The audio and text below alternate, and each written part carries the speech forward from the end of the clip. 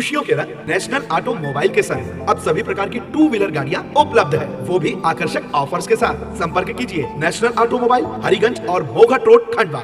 देखिए, लगातार जो 2 दिन से मंत्री विजय शाह जी के द्वारा जो हमारे कर्नल हैं सूफिया कुरैशी जी के लिए जो बयान दिया गया, नरल और अभद्र टिप्पणी जो उन पर की गई, उसके विरोध आज कांग्रेस परिवार और सभी सामान्य जन यहाँ के मतलब जो किसी विचारधारा के, पार्टी की विचारधारा के नहीं है, वो सभी लोग यहाँ पर आकर एकत्रित हुए हैं। और हम लोग जो ये चाहते हैं कि लगातार जो इस तरह के बयानबाजी उनकी चल रही है, उनका इस्तीफा लिया जाए और तत्काल प्रभाव से उनको पदमुक्त किया जाए। और उनके माफी मांगने ही महज ये खाना पूर्ति कहलाता है। और जिस ढंग से, जिस अंदाज में उन्होंने माफी मांगी, वो कहीं ना कहीं मुझे ऐसा लगता है कि महज खाना पूर्ति थी और एक व्यंग्यात्मक खाना पूर्ति जो माफी के रूप में उनसे ली गई है जी।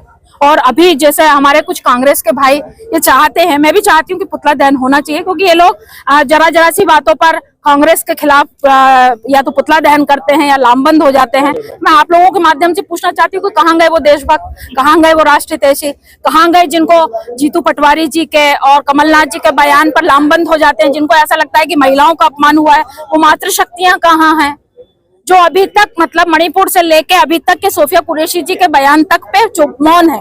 किसी की एक की हिम्मत नहीं है जो अपने आप को, कई लोग तो उसमें ऐसे हैं जो अपने आप के आगे देश हित, राष्ट्र हित, राष्ट्रवादी, राष्ट्र प्रेमी लिखते हैं, वो लोग कहाँ गए?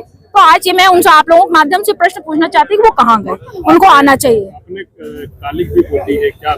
जी, मुझे ऐसा लगता है कि जिस तरह से उनके शब्द के बयान थे, वो किसी मतलब ऐसा समझना चाहिए कि सेना के शौर्य पर कालिक पोती गई थी, उनके बलिदानों पर। आज उनकी जिन सूफिया कुरैशियों के लिए बयान दिया, उनकी तीसरी पीढ़ी है ये, उनके दादाजी, उनके पिताजी, और वो खुद भी सेना में अपनी सेवाएं दे रही हो। तो इस तरह का बयान उनके, मैं ऐसा समझती हूँ, हमारे समाज पर, हमारी मातृ जैसी शक्तियों पर ये कालिक पोती थी उन्होंने।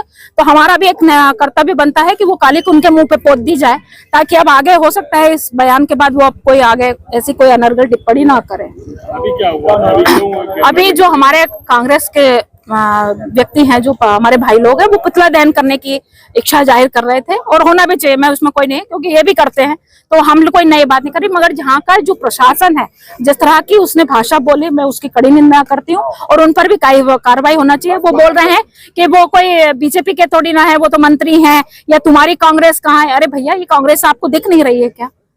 तो ये आप ये देखें कि आज यहाँ का प्रशासन बीजेपी की भाषा में बात कर रहा है। मतलब इतना मजबूर कर दिया इन लोगों को, या पता नहीं 25 साल से इन लोगों का शासन देखते देखते इनकी रीढ़ की हड्डियों में अब दम खत्म हो गया, इनका दीन अमान नहीं बचा है। अरे भाई, आज हम सेना के लिए बोल रहे हैं, कल के दिन तुम पे कोई मुसीबत आएगी तो हम तुम्हारे लिए भी खड़े होंगे। मगर ये लोग हम पर प्रश्न उठा रहे हैं कि अब कांग्रेस बच्ची कहाँ है? अरे भैया, तुम्हें इतनी भीड़ नहीं दिख रही? आपको हमारे साथ देना चाहिए कि आज आपके ही लोगों पर अगर इस तरह की उंगली उठी है, कल आप लोगों की भी बारी आएगी कि लगेगी आग तो आएंगे कई घर जद में। यहाँ मेरा ही मकान नहीं है, ये समझना चाहिए इन लोगों को भी। पुतला फूकेंगे या नहीं फूकेंगे? बिल्कुल फूकेंगे, और अब तो हर दिन फूकना चाहिए मेरे हिसाब से।